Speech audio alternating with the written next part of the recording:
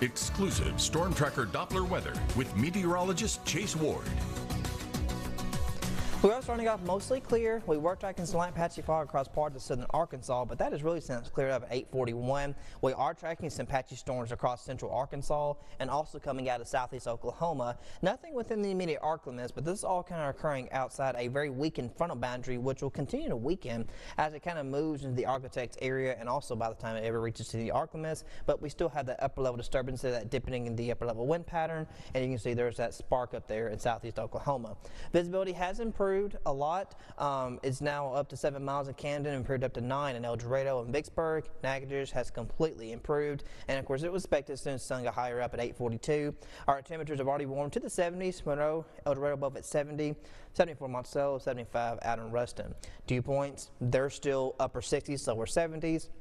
So it's still going to be quite humid even again for this afternoon as we start pushing back to our mid-90s once again with these arrival of these thunderstorms, which will influence some of the daytime highs a bit, especially from El Dorado to Camden and even far back as Texarkana, where your highs will be right there around 90, 91, or just maybe at 89. Now our overall temperature range not changing much even as we kick off the first day of fall on Monday, because we're still in the lower 90 range, but then through next Friday, next weekend is when we can start to feel a little bit of difference, as will be mostly upper 80s for our highs. So as we go this afternoon, that boundary layer kind of sits up to the north and northwest and doesn't really swing through or anything.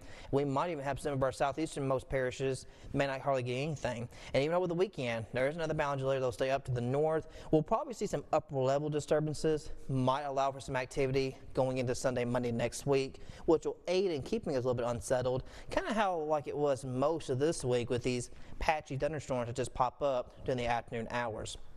So today, most of the scattered activities in southwest Arkansas from Shreveport to Texarkana, a lot of our eastern zones along the Mississippi River Valley won't be getting just a whole lot. As we go over the weekend, still could see maybe a pop-up shower or two. It's still going to be hit or miss. This is mostly upper level influence. It's still going to be humid because winds themselves are still mostly out of the south and southeast. Now here's a look at Tropical Storm Gabrielle. It still remains at tropical storm strength with max winds at 50 miles per hour as it tracks to the northwest towards the island of Bermuda. And once it gets around Bermuda, it's going to start moving to the east, taking kind of a hard right curve to the right and kind of head back out to the Atlantic. Could potentially strengthen to Category 1 hurricane strength and maybe getting its max winds as high as 80, 90, and maybe as high as 105 miles per hour, which would be Cat 2 strength as it moves back out into the Atlantic. So could be causing some problems for the island of Bermuda and mainly some rip currents along the Carolina coastline and as far south as Florida.